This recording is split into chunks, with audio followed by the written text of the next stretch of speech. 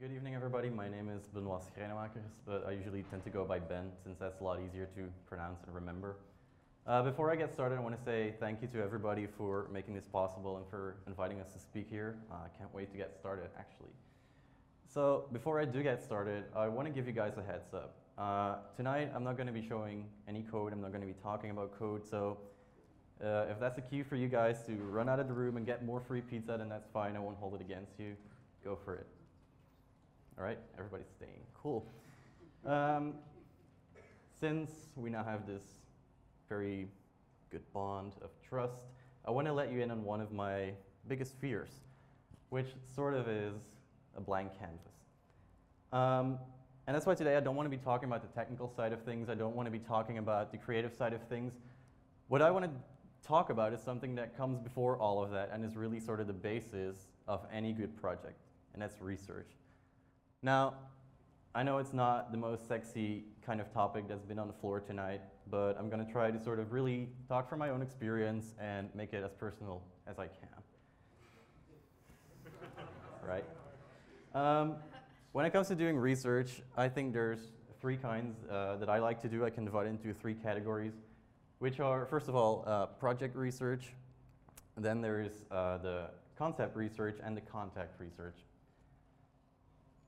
Every now and then it happens that some very generous person comes up to me and he says, you know what, Ben, how much would you like to make for this project? And granted, it doesn't happen as often as I would like it to because I'm a student and most of the time people try to sort of take advantage of me. But when it does, that's when for me the research starts because I don't ever want to give out a quote that is based on little to no information. So what I tell them is, you know, can I call you back in 15 to 20 minutes? And basically, that's when I start looking at the competition because that's for me the easiest way to sort of figure out what it is that I'm getting into. And then I call them back and I notice that they really sort of like me not churning out a fixed number. And when they approve the ballpark estimate, I basically do a little bit more research, which usually takes 2 to 3 hours. And I really sort of dig into the industry that the project relates to. And I also like to ask them some personal questions. I want to ask them about basically the long-term plans that they have eventually, because that tends to reveal a lot of hidden information that at that point might not be really useful to the project, but it'll save me a lot of basically trouble in the end. And once that's done, I get into the deep dive research, which just takes as long as it takes. There's really no time limit for it. And the reason I started doing all of this research is because one of the very first projects I ever did was a graphic design project. And a client basically asked me to come up with a 24 by 72 inch banner. And I'd used this font that was a little bit on the thin side, but it was very readable. It went well with the design. And it was legible because the banner was so big. But then, like a month later, I went into their store and I noticed that they had sort of shrunk down the entire design to a letter-sized copy. And of course, the font had become illegible. But their way of fixing that was they got a big marker and they sort of colored over the line of the font. And the worst part of it all was that they had run out of ink and continued coloring with a different color. And I asked them, you know, what is this, right? And they told me, well, don't worry about it. You know, even though we created this, we're still going to credit you for it. I'm just like, you don't have to do that. So that's really the reason I started doing the project research and asking about their long-term goals, because if they forget to mention this, then I don't ever want, you know, anybody else to use my designs as a coloring book again. So once that side is done, I get to basically go and do some concept research.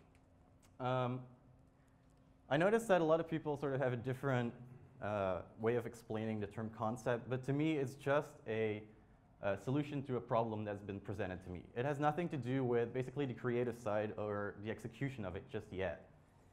But ultimately, what you can say is that the concept to me is a sort of a framework that'll dictate eventually how I'm going to create the aesthetic of the design.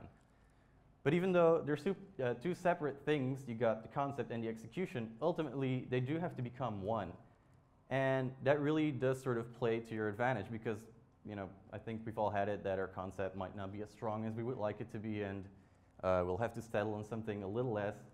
But then you can really sort of counter that and balance it out by getting a great execution, and it works the other way around as well.